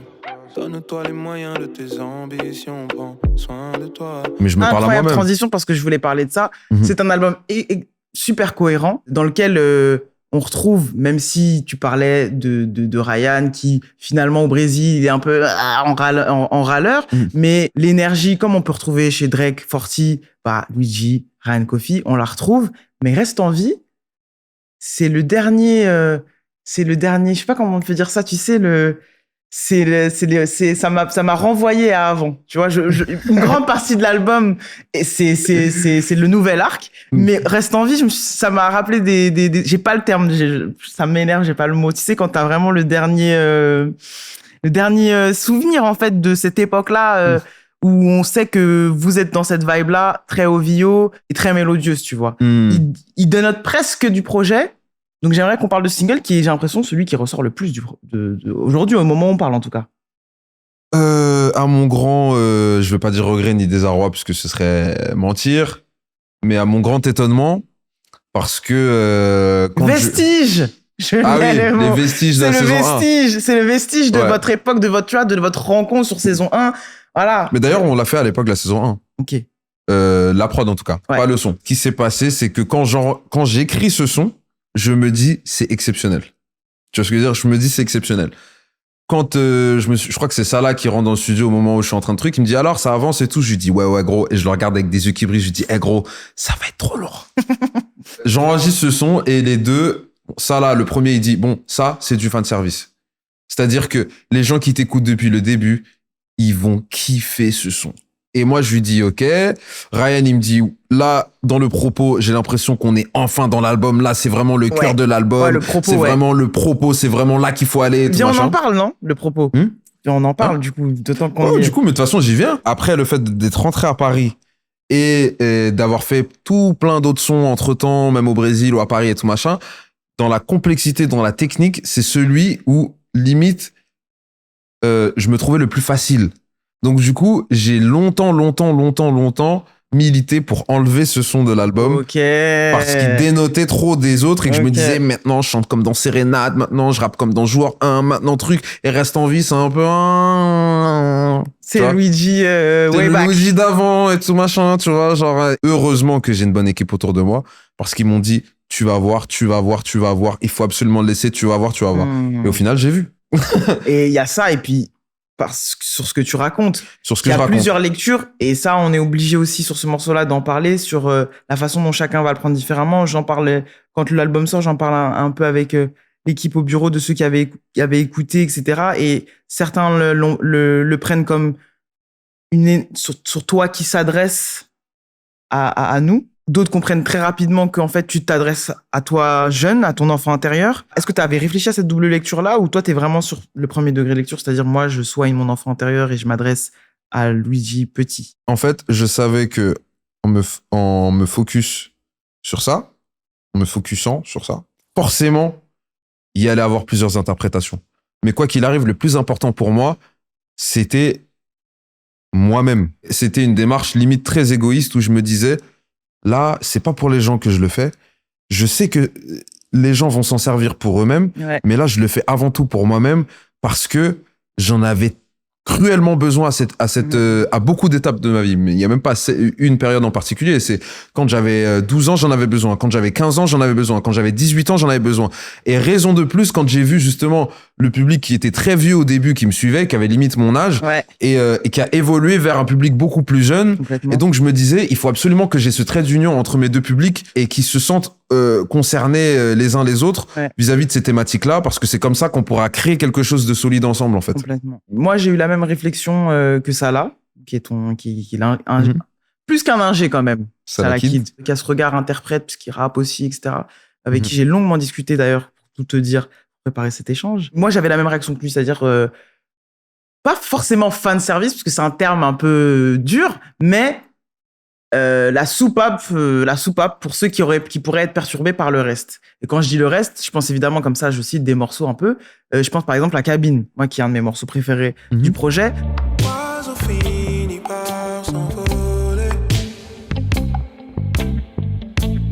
au pays des chercheurs d'or. Surtout parce que tu viens combler, même si c'est pas ton objectif, parce que toi tu fais ce que tu veux, mais tu viens combler un espace qui, pour nous, hein, quand au bureau, on a des fans de chansons françaises, des fans de variétés françaises, un néant. Pour moi, c'est le néant. Désolé si je manque de respect à des gens en France, mais pour moi, il y a un néant dans la chanson française, dans la variété française, telle que moi je l'ai écoutée, telle que mes parents l'ont écoutée à la maison. Et tu viens embrasser ça tranquille, tu vois. Est-ce qu'il y avait une envie particulière sur ce morceau, ou même une difficulté particulière sur ce morceau, ou c'est vraiment quelque chose qui t'est venu complètement naturellement? Cabine, encore un morceau qu'on a commencé pendant l'après-saison 1, donc il y a peut-être 3-4 ans. J'écris un morceau comme Cabine parce que j'ai l'impression que sur ce format-là, je peux aller à l'essentiel de ce que j'ai envie de dire. J'ai un pattern un peu binaire sur ces sujets-là, c'est-à-dire, dans ma tête, j'ai l'impression, soit je fais du Kerry James et je rappe pendant 6 minutes, mais en même temps, j'ai pas un public qui peut comprendre ce genre de truc. Moi, j'ai compris Kerry parce que j'ai 32 piges et que je suis né Bien sûr. à une époque où je pouvais comprendre ces choses-là. Mais en même temps, je me dis, Kerry fait très bien du Kerry, Youssoupha fait très bien du Youssoupha, Complètement. Medine fait du Medine, Booba fait du Booba, tu vois ce que je veux dire? Bien sûr. Donc, je ne peux pas prétendre aller sur ces terrains-là et me dire, ouais, je vais faire mieux que ces gars-là. Et en même temps, je me dis, je veux quand même parler de ces choses-là. Et c'est comme ça que naît Cabine, en fait. Pour toi, c'est quoi le sujet de ce morceau d'ailleurs? Parce que j'ai l'impression que. Les boat people. Ok. Tu vois, c'est mon grand-père qui traverse l'océan à la recherche d'un futur un peu plus radieux que ce qu'il est en train de vivre. J'ai pensé à ça, mais je me suis dit, peut-être que si je dis que moi je pense à ça, il va être en mode non, t'es parti trop loin, meuf. Dis-moi. Non, je pensais à ça moi aussi. Ah oui, ah ok, toi tu pensais à ça. Ouais. Ah oui, non, mais c'est clairement ça. Mais je me suis dit, tu vas trop loin. En fait, c'est la reprise Fugain à la fin qui me donne la dimension du morceau. Fais comme l'oiseau, sa vie l'air pur et d'eau fraîche. D'un peu de chasse et de pêche, un oiseau. Et de la notion de ce que tu veux dire. Et je me dis peut-être qu'il pense au boat people, mais comme il peut penser à tout ce qui se passe quand on oppresse en fait les peuples dans. Ah oui, non mais en fait c'est ça. de fond, non mais moi il y je a me une suis toile dit, de fond. est-ce que je vais lui dire ça en ITV? Il va me dire non meuf, t'es parti trop loin. Mais c'est bien que tu partages ce morceau parce que. Non. Mais Ça c'est parle- intéressant. Ça veut dire qu'on peut le consommer ce morceau de manière très légère. Mhm. Alors que moi, j'ai senti un sujet plus dur, mais je me suis dit, bon, tu vas peut-être trop loin, mais c'est ce que tu as voulu faire du coup avec Non, Amine. c'est ce que j'ai voulu faire clairement. Et puis, quand je dis rien n'est facile dans la cabine, je parle aussi de mon côté un peu craintif de l'avion. Parce que dans l'avion, je pense à ces choses-là. Et aussi, le refrain revient enfin, Et je c'est suis pour sûr ça que- que et c'est un gros- refrain et d'ailleurs. gros, là, on dit ça, mais je suis sûr, il y a des gens, ils ont dû penser peut-être quand t'es. Ils ont peut-être pas pensé à l'avion, ils ont peut-être pensé à quand t'es en studio, ils ont peut-être pensé. Moi, je pense. Hein. Il y a plein de lectures. Il y a plein Je de pense. lectures. Mais Parce que j'y pense aussi, en vérité. C'est genre, je ne trouve pas un sens concret à ce que je dis, mais j'y trouve un sens spirituel tel que. qui peut être duplicable et Voilà, applicable exactement. à des. Que je me dis, Complètement. c'est ce que j'ai écrit et c'est comme ça que ça va être. Et voilà. Et Michel Fugain, d'ailleurs, a repris un morceau brésilien. Et on s'en est rendu compte au moment où on a clearé le morceau. Fais comme l'oiseau. Tira partido de minha blusa.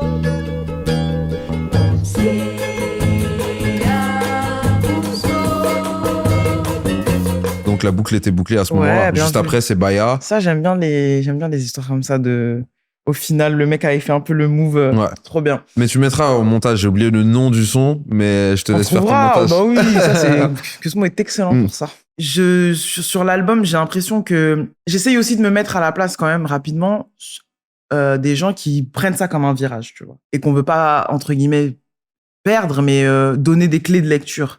On expliquait que finalement cet album venait après saison 1, mais répondait à... En fait, chronologiquement, il répond à plein de questions dans la saison 1. Et c'est pour ça que je trouve intéressant d'écouter ce projet aujourd'hui et de restreamer saison 1. Le mal-être dont tu parles dans Alexis, en tout cas la différence, la façon dont on gère la différence, quand tu parles de la maîtrise des situations, ça va aller...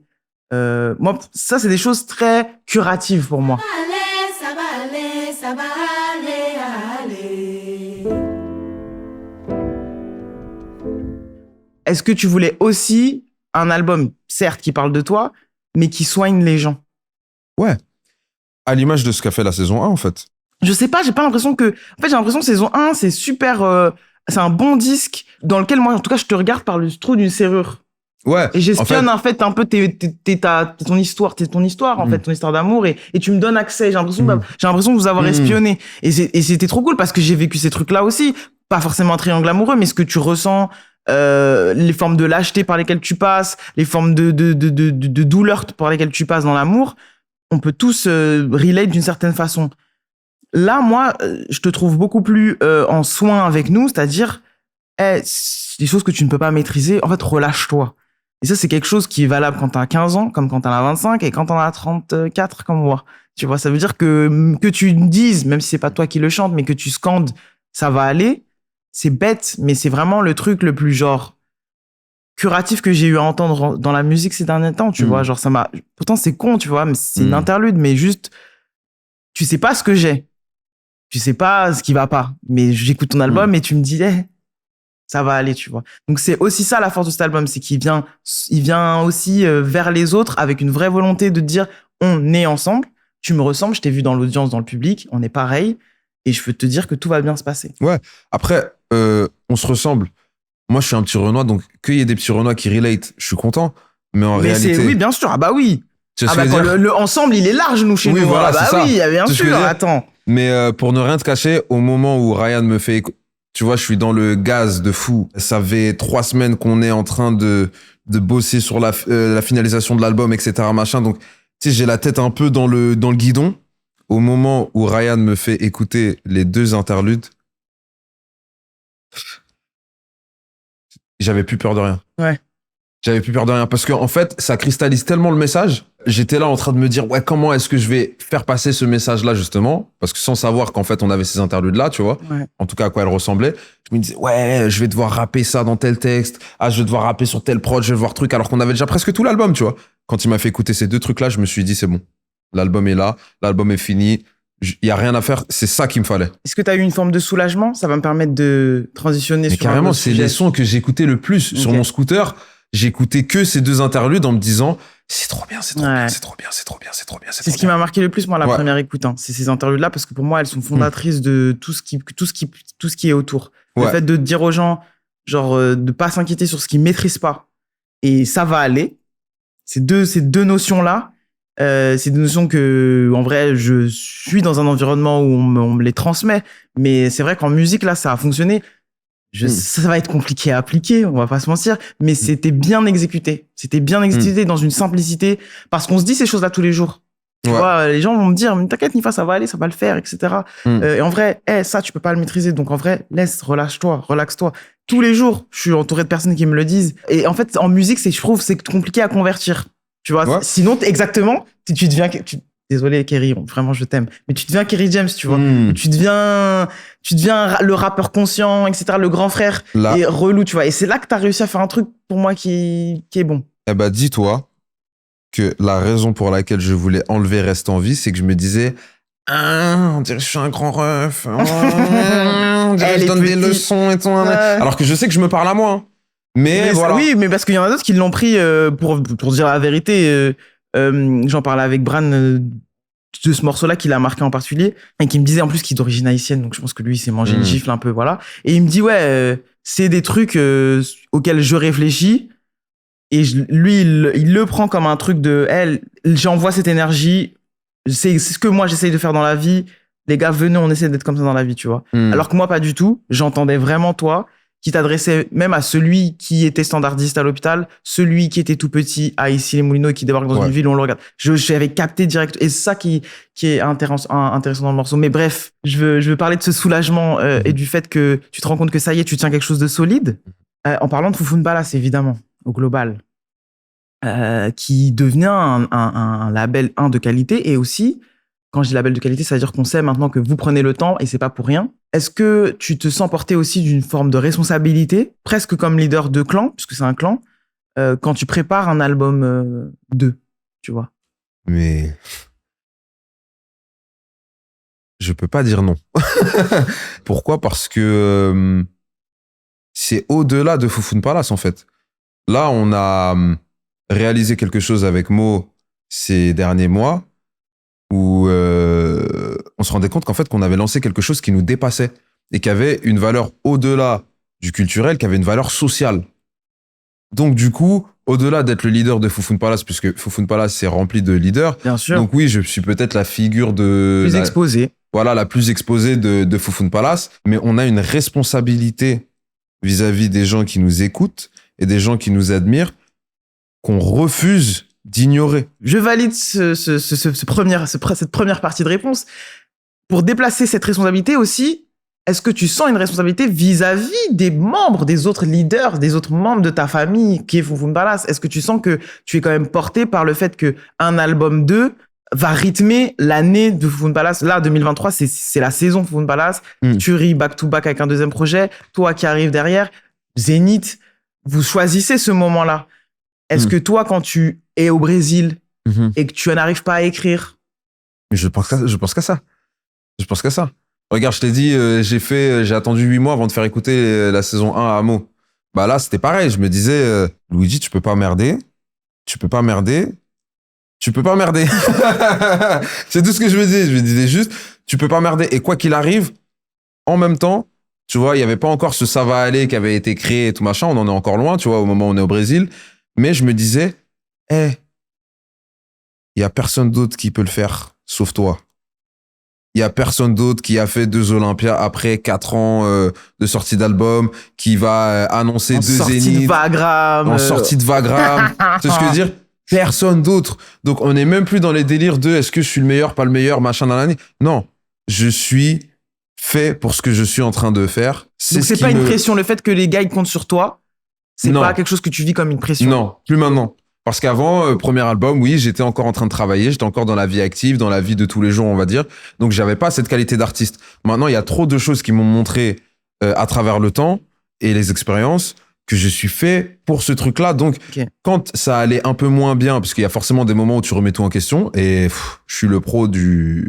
Voilà, quoi. Je me disais, non, mais de toute façon, c'est ma vie, je l'ai décidé comme ça, je suis fait pour ça, je ne vais pas flopper. Et je ne parle pas de flop économique, de on va vendre tant, non. Non. Dans ce que je veux faire ressentir et dans ce que je veux écrire et manifester, je ne vais pas flopper parce que je suis fait pour ça. Est-ce que c'est aussi pour ça que tu prends grave le temps de penser les morceaux, penser les albums? Parce qu'en vrai, on parlait de Mécanique des Fuites, saison 1, il y a quasiment, pour plein de raisons, parce qu'il y a aussi les bails de contrat, les Vagram, les trucs, mais il y a quasiment 4 ans qui s'écoulent.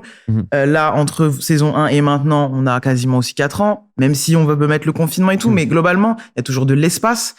Est-ce que cette responsabilité que tu as, du public, tu l'as dit, de ce que tu racontes, de tes frères, parce que tu les emmènes aussi dans cette aventure. Quand tu sors un album, comme quand Turi sort un album, en fait, c'est une nouvelle aventure pour le label. Est-ce que c'est aussi ça qui fait que tu prends ton temps, parce que tu veux viser juste? En fait, c'est marrant, hein. Quand on me dit que je prends mon temps, moi, j'ai l'impression de faire ce que je ressens, c'est-à-dire ce qui est juste. Parce que, en 4 ans, qu'est-ce qui se passe? Il y a une première tournée. Il y a un confinement. Il y a une deuxième tournée. Il y a un voyage au Brésil. Après, il y a des premiers éléments de réflexion. Je veux faire un album. Est-ce que c'est la saison 0? Est-ce que c'est la saison 2? D'abord, je me suis dit, c'est la saison 2. Puis finalement, je réfléchis, il y a la thérapie. En fait, mon moi intérieur, mon moi enfant, en fait, c'est la saison 0. Ouais, mais c'est l'écriture, c'est dans l'écriture. Ouais, mais dans l'écriture, mais il y a aussi comment est-ce que je le produis? Comment est-ce que je le chante? Comment est-ce que, quelle direction artistique je vais mettre autour?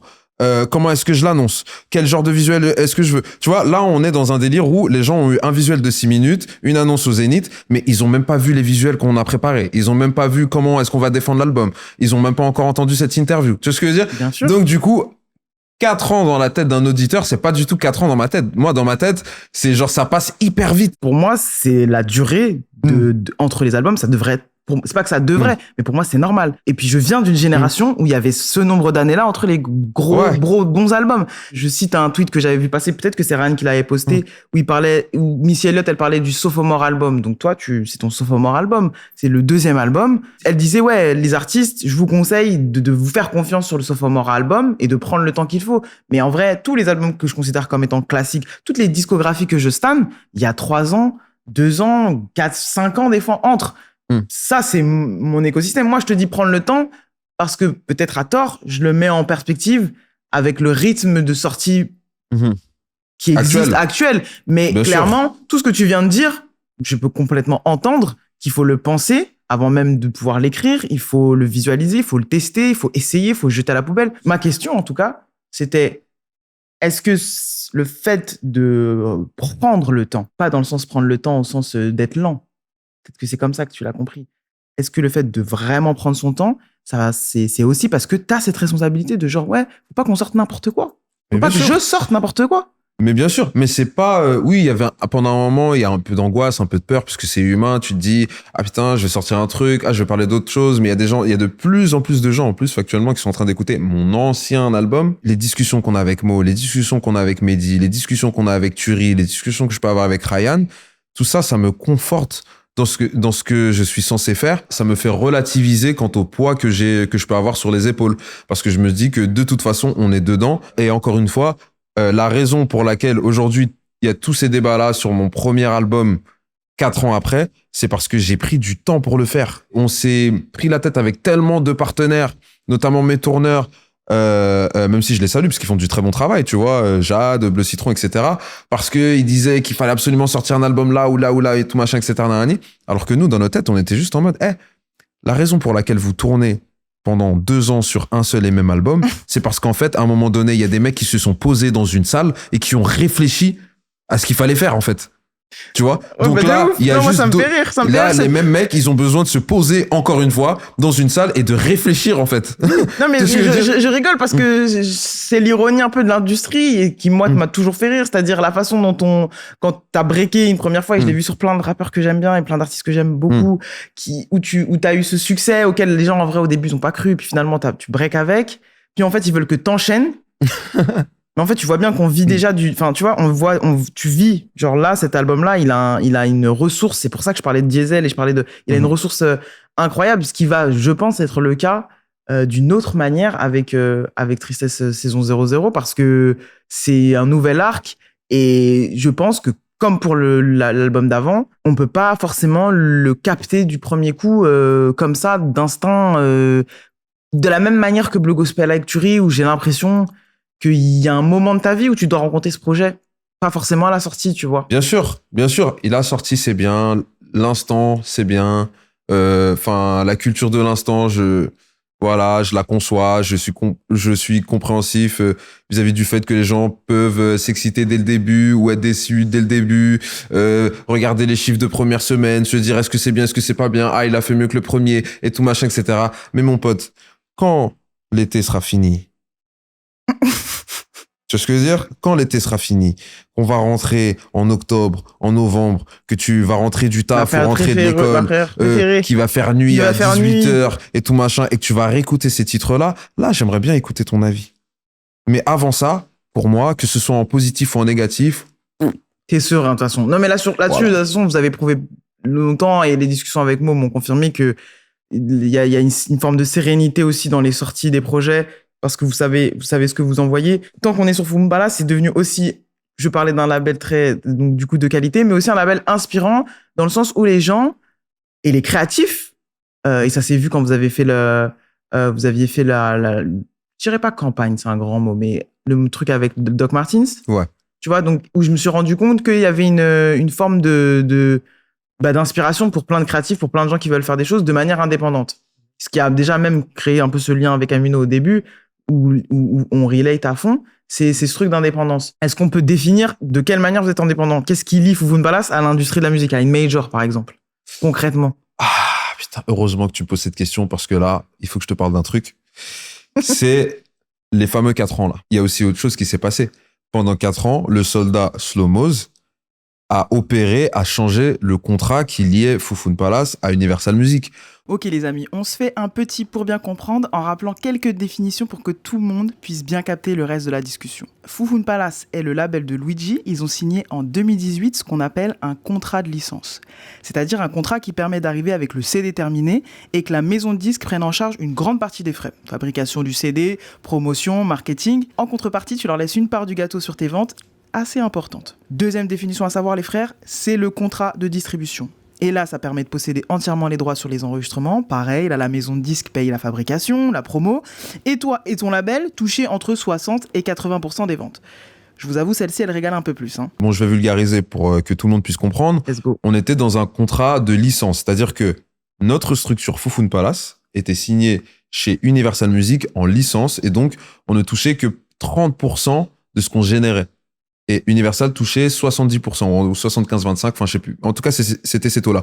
Sauf que l'expérience qu'on a construite ensemble a fait qu'on s'est tout de suite rendu compte que c'était bien sur un premier album pour qu'on soit officiellement sur la map, de bénéficier des moyens d'Universal, donc d'avoir des bons clips, des bons budgets, un peu de promo. Tu trouves qu'ils ont bien exploité à fond le bail?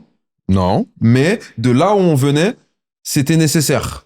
Tu vois, quoi qu'il arrive, le peu qu'ils avaient à nous apporter. De toute façon, vous sortiez de contrat d'artiste chez Vagram. Voilà. Désolé de rentrer dans ça, mais c'est super important. C'est-à-dire que, en fait, t'es allé progressivement. T'es parti dans un truc un peu, on va résumer, une prison dorée chez Vagram, à un peu plus d'indépendance, un peu, donc 75-25, vas-y, vous nous donnez quand même des moyens, mais vous nous dites pas à quel morceau on fait, parce que c'est ça, en fait, tu passes de ça à ça. Exactement. En licence, on gère la direction artistique de A à Z, et vu que on est très autonome, il y a beaucoup de choses qu'on gère qui sont censées gérer, mais qu'on gère malgré tout, et au final, là où je leur en ai un peu voulu à Universal, c'est que le peu de choses qu'ils avaient à gérer sur le premier album, ils l'ont mal géré. Donc c'est des discussions qu'on a eues, donc Yelek tranquille. Tu vois. Mais là où c'était super important sur le deuxième album, c'est que sur le deuxième album, Mo a réussi à faire quelque chose qui normalement n'existe pas dans l'industrie de la musique, c'est changer le contrat de licence au bout de un album et le transformer en contrat de distrib. Donc là, on C'est prend ça. 80% de ce qu'on fait. Chez AJ France. Non, on est toujours chez Def Jam. Le contrat qui me lie chez Universal, maintenant, c'est un contrat de distribution. Ça veut dire ils prennent le produit et le mettent dans les rayons. Exactement. Et ça a duré plus de 826 jours de négociations pour que Mo puisse... Dis-toi que ce contrat-là, je l'ai signé la veille du premier Zénith. Ok. Voilà. Et que l'album est sorti du coup un mois après. Et ça, c'était hyper important. Pourquoi ? Parce que déjà, de 1, on fait vraiment 80% du travail. Tu vois ? Oui. Et ça, c'est un fait. C'est pas pour cracher sur qui que ce soit, c'est juste un fait. Donc, on mérite de toucher 80% de ce qu'on génère. Et voire plus, mais bon, ça, c'est un débat, encore un autre débat, tu vois. Et de 2, parce que on est des putains de trentenaires, ma gueule.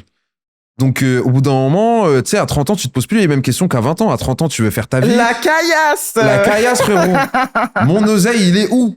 Tu vois, dans tout C'est ça, vrai. tout C'est le monde cohérent. dit que je suis génial, tout le monde dit que c'est exceptionnel. Ouais, 4 ans, machin, nanani, nanana, 2 zéniths, ouais, c'est... Mais Non, mais il gros, est où l'argent ? mais c'est très bien que tu dis ça ici, chez Camino TV, parce qu'il y a une capsule incroyable dans laquelle t'expliques ça de manière très ludique. J'espère qu'on a été clair pour tout le monde, parce qu'on en a parlé avec beaucoup de contrats, mais en tout cas, les gens l'ont vu, cette capsule où tu dis, si t'as 100 personnes qui te suivent, tu peux déjà vivre de la musique, puis ces 100 vont devenir 1000, puis etc.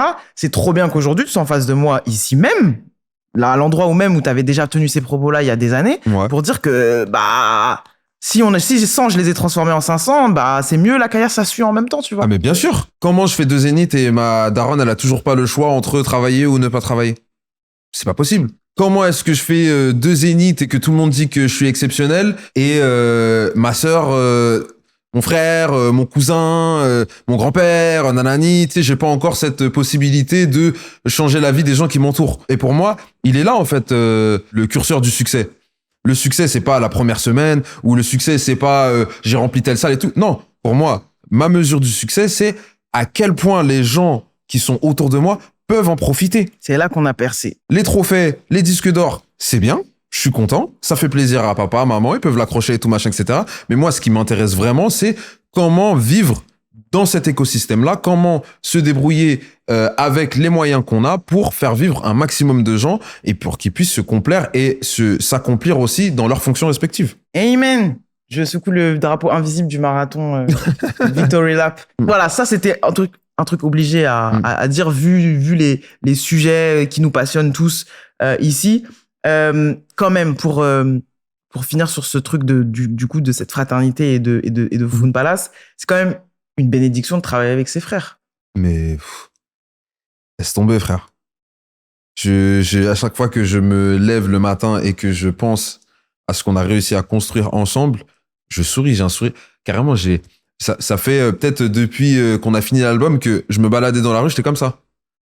Et je veux pas qu'on perpétue cette habitude de nos pères et de nos grands-pères, qui est de ne pas célébrer, de ne pas se célébrer, en fait. Oh là là, t'as raison, on va falloir faire une deuxième interview. Tu vois ce que je veux dire ? Il y a encore trop de choses à dire, laisse tomber. Déjà, avec Mais ces 3 heures-là, je pense. On est bien. Mais On est bien. en tout cas, est-ce que je sais que c'est une bénédiction pour toi. Comment on fait pour que ça se passe toujours bien quand du coup il y a des fortes personnalités, tous avec une identité artistique, parce qu'on a cité plein de gens, mais c'est des artistes. Dino, c'est un artiste, au même titre que Luigi est un artiste, au même titre que Turi est un artiste, au même Dino, titre que Malcolm, Ryan, Malcolm. même Mo est un artiste. En vrai. Qui s'ignore peut-être, un peu moins ces temps-ci, mais voilà. On fera un album de rap de Mo. Voilà quoi. Non, mais tu vois, quand il y a des collectifs avec, en vrai, des fibres artistiques, c'est surtout ça. Tout le monde a une fibre artistique. En vérité, Chris, on a dit Chris ? Ouais, Chris. Tu vois, je me dis, je prends l'exemple pour que les gens, parce qu'on a cité plein de noms, mais par exemple pour Turi, qui pour toi est le meilleur, enfin, c'est ton rappeur français préféré, on est d'accord. Comment tu vis que ton grand ref, ton rappeur préféré, toi, tu sois celui qui est le plus exposé, entre guillemets. Comment on fait en sorte que ça se passe bien quand il y a ce genre de situation, de positionnement en tout cas? J'ai pas la réponse à cette question parce que je crois qu'on incarne la réponse à cette question. C'est-à-dire que on s'est toujours tout dit. Quand j'ai connu Turi, j'ouvrais les shows pour lui. Aujourd'hui, la vie fait qu'il ouvre Mécho. Il a sorti un deuxième opus qualitatif. Il va pouvoir avoir sa propre tournée. Ouais. J'étais fier comme si c'était ma propre tournée quand j'ai appris ça. Tu vois ce que je veux dire? Quand j'ai appris qu'il avait rempli la maroquinerie en 24 heures, enfin 24 heures, en 1h18. Ouais, 1h18. J'ai l'impression que je vivais le truc à travers lui, tu vois, sans dans l'aspect positif du truc. Bien sûr. Je me disais, je veux que ce que je pense dans mon esprit, dans ma tête, que ma conviction puisse enfin contaminer tous ces gens-là. Et c'est pas moi qui vais faire ça, c'est lui qui le fait très bien, Bien sûr. en existant de par lui-même, en fait. C'est sa musique qui existe, c'est lui-même qui existe. Quand je vois ses interviews, je vois le Turic que je connais. Et en fait, on se dit les choses par rapport aux albums, à la musique qu'on propose, etc. Quand c'est bon, on se le dit dans les yeux. Quand c'est mauvais, on se le dit dans les yeux. Et c'est comme ça qu'on avance et que je pense que chacun y trouve son compte. C'est cette honnêteté artistique et intellectuelle qui nous fait avancer et qui fait que aujourd'hui, on peut avoir cette entité Foufoune Palace qui évolue d'année en année et Qui laisse la place à chacun sans qu'il y ait Voilà, ce truc exactement. d'égo qu'il peut y avoir des fois dans des collectifs. Exactement. Trop bien. Et c'est super important. Pourquoi? Parce que se retrouver en studio avec des yes man, mon gars, bah, On a vu, hein. c'est pas toujours agréable, hein. Tu vois, des fois, je pose un truc, Ryan, il me dit c'est éclater son père, bah, j'ai le seum. Ah, je vais faire la gueule, tu vois, pendant 2-3 minutes, je vais plonger dans la piscine, je reviens, ça y est, j'ai oublié, en fait. C'est claqué, je l'accepte et vas-y, on passe à autre chose. Ça, je sais que ça va tuer. Et fin. Mais si t'as pas ça, si t'acceptes pas la souffrance, t'iras nulle part. C'est noté. Je prends pour moi aussi, hein. C'est noté. J'ai appris plein de choses aujourd'hui, rien que pour moi. Parce que d'habitude, tu sais, les échanges, c'est agonifa. J'essaye vraiment de me dire que, tu sais, j'essaye de m'oublier moi et de me dire que, vas-y, faut qu'on raconte, on knowledge un peu les gens. J'espère que c'est ce qu'on a fait. Mais aujourd'hui, je me suis soigné un peu. En tout cas, j'ai des clés pour essayer de me soigner. Merci beaucoup, Luigi. Eh ben, merci à toi d'avoir répondu du coup à ma demande parce que je rappelle encore une fois C'est toi qui voulais que cette c'est moi qui t'ai interview. envoyé un message puisque j'adore tes interviews, j'adore ton travail et j'adore aussi la personne. Merci. Donc, en tout cas, j'aime beaucoup la personne parce qu'on adore Kédier. On adore Kédier. Mais en tout cas, non, c'était un plaisir. Et puis, bon, si tu veux faire plusieurs capsules, ça se trouve, ce sera 3 fois 45 minutes. Je sais pas comment j'en sais ça rien, va être tu intense. démerdes. Ça va être intense. Mais en tout cas, je sais qu'il y a beaucoup de choses dont on peut encore parler. Bien sûr. Et voilà, peut-être que dans 1 an ou dans 6 mois, on se reverra et puis sur le même canapé. Dans 4 ans, non, c'est 4. C'est 4. Normalement, c'est 4, mais je te cache pas que il y a beaucoup de trucs que ça a débloqué, le fait que Ah, donc on peut... d'avoir sorti ce Ok. deuxième album-là, il y a beaucoup de trucs que ça a débloqué. Et je sais pas combien de temps ça va mettre à sortir un autre truc, mais pas 4 ans, je Pas pense. 4 ans. Pas 4 ans. Écoute, c'est une bonne info déjà, ça va prendre. Merci pour les retours. J'ai des retours aussi exceptionnels que celui que tu viens de faire dans les commentaires. Je voudrais remercier les gens pour ça. Et voilà. Merci Camino TV, tous les jours.